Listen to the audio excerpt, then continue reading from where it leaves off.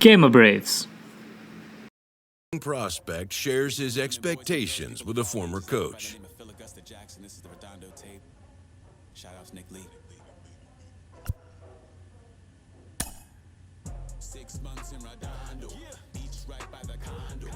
Oh my gosh, oh my casa. I'ma need my sushi pronto. Shooting star like a Cosmo. Make you move like a mambo. Spank a hater like a bongo. They be sipping mono. Girl sweet like a mango.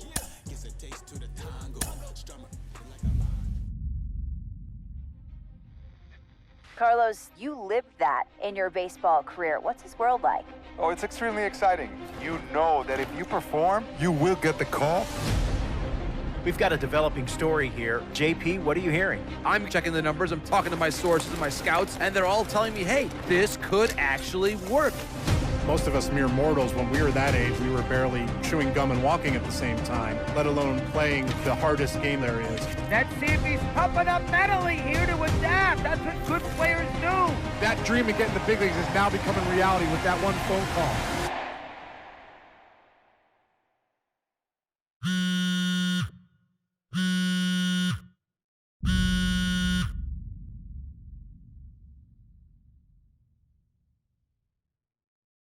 Continuing our MLB Draft Day 2 wrap-up coverage, back to the prospect that we mentioned before the break. There was some surprise, even some criticism of the front office over how early he went off the board. Jonathan Mayo, what do you think of this pick? Man, I don't think any of us saw this one coming. This definitely feels like a reach to me. I had him more as a day 3 kind of guy. There was a split camp. A lot of scouts disagreed whether he's better as a pitcher or better as a hitter.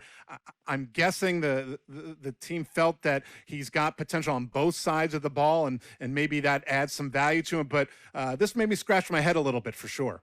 All right, Jonathan Mayo, thanks. What about you, Jim Callis? Was this a head scratcher or the reach of the draft, as some of the other analysts have suggested? Yeah, I talked to somebody with the team, and they're excited to get this guy. This is a guy they really want. And the 2 points the club made to me were, one, this whole debate: is he a hitter? Is he a pitcher? What are you going to do with him? There was a lot of confusion. This team isn't confused. This team feels like he's got very good potential as a hitter and as a pitcher. They may even try to play him both ways. And they felt like there were a couple other teams that were starting to sniff around this guy. And, this isn't the NFL or NBA draft where you could trade down to get a guy you want. If you want a guy, you have to take him because there's no trades. And they felt like if they didn't take him where they did, somebody else was going to get them. And they just absolutely did not want that to happen.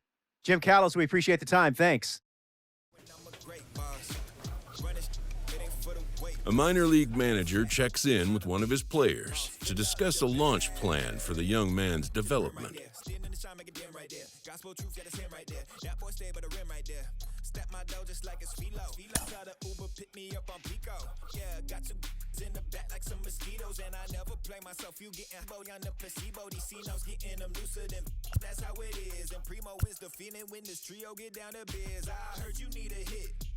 Got the gloves, you been ollie with the slip. Shower me with love, already bathing in drip. This ain't a skip, blue chip on the mission, finna dip. Pole position, little. Been a long time coming. Haters gonna be part-time loving. Haters been a long time running. It don't matter, they ain't catching up at all, I promise. Rolling along with the podcast and back on the prospect who's divided the scouting community, I am opposed to this belief that he went too high. I really think he could be a steal here. This is a guy who's got so much development left to do. He's got so much potential. And I think all the scouts who are down on him think, oh, he's not a finished product. We don't know what he is. That, to me, could be a good thing. He can hit. He can field. He can pitch. There is so much untapped potential so far for this guy. I'm excited to see what he becomes. And certainly as he gets started actually playing, actually being in games, we're going to be able to talk to some other folks who get a better read on him and see what they think. I'm excited for that. And frankly, I'm going to have my eye on him for a while.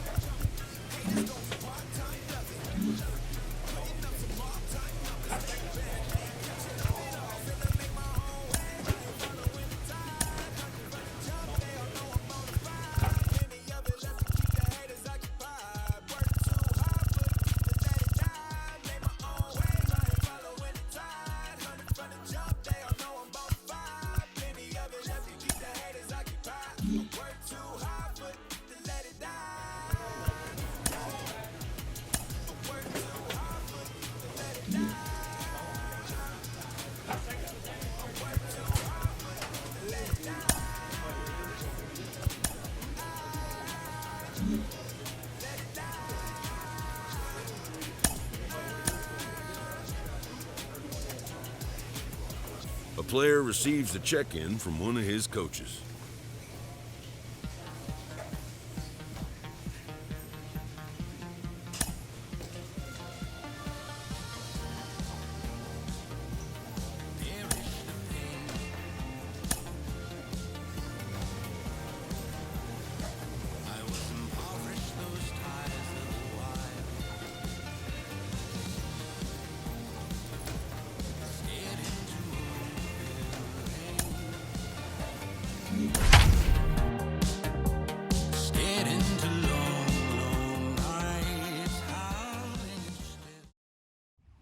Welcome to MLB The Show and this presentation of minor league baseball. Opening night here in this brand new season between the Amarillo Sodpoodles and the Tulsa Drillers. We've got baseball on the show, and it's coming up next.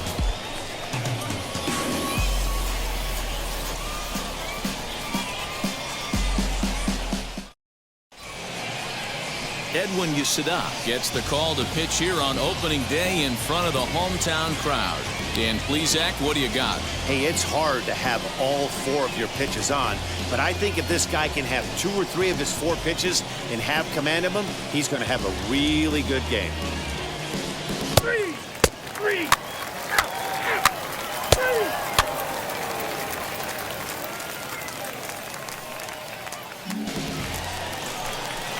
So now here is Joe Random looking to put them ahead early with this at-bat.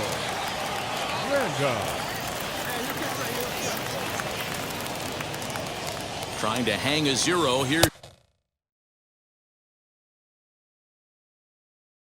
The pitch. Guess who tipped their hand? They were sitting all over a piece of cheese. He flew open on the front side. And a check swing here as he couldn't help himself, and it's ruled strike 2.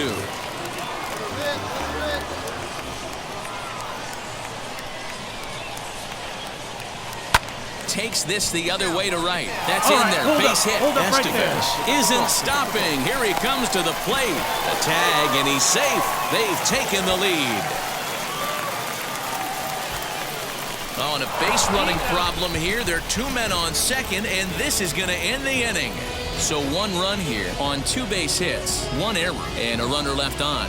1 inning in the books here. Tulsa's out in front here, 1-0.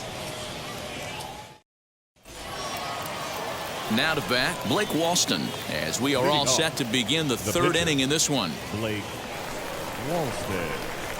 0-1 count. Here it comes. This is on the ground over to first. And he'll step on first himself for the out. And stepping in, Joe Random. The first baseman, Joe Random. Comes set. Here's the 0-0 pitch. Reaches out for 1 and hits it on the ground to second. Scooped up, and very quickly there, they're 2 gone to start the inning. Next to hit is Drew Ellis. He flew out in his last AB. Drew Ellis runs up and gets this one down. And he'll step on the bag himself, and the inning is over. Nothing across here this half of the inning. To the bottom of the 6th we go. 4, 5, and 6 coming up. The Drillers lead it 3-0.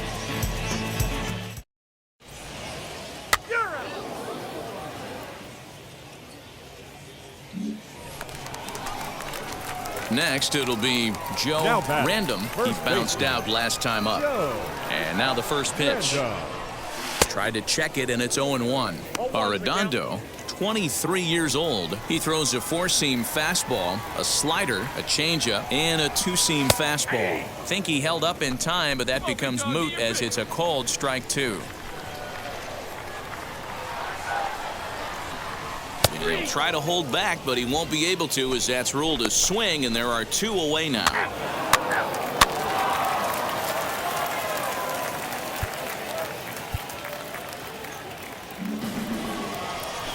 Next to stand in is James Ritchie. He flew out his first time around and then was a strikeout victim most recently. He's set. Here's the 0-1. Popped him up. Estevez has a play. He's got it, and there are 2 down now.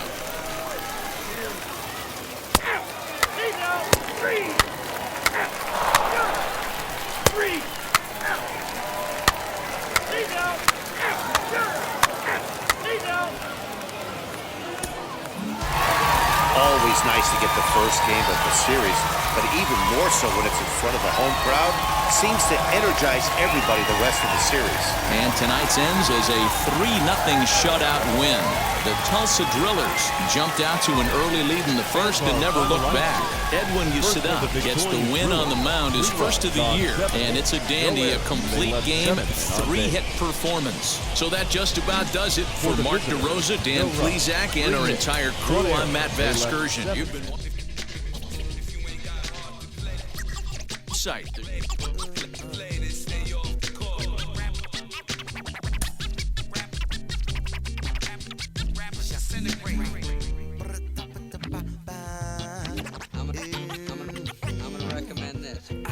We hear all the time from people around the game that Double A is where you start to see the breaking balls that are really set apart from what you've seen before.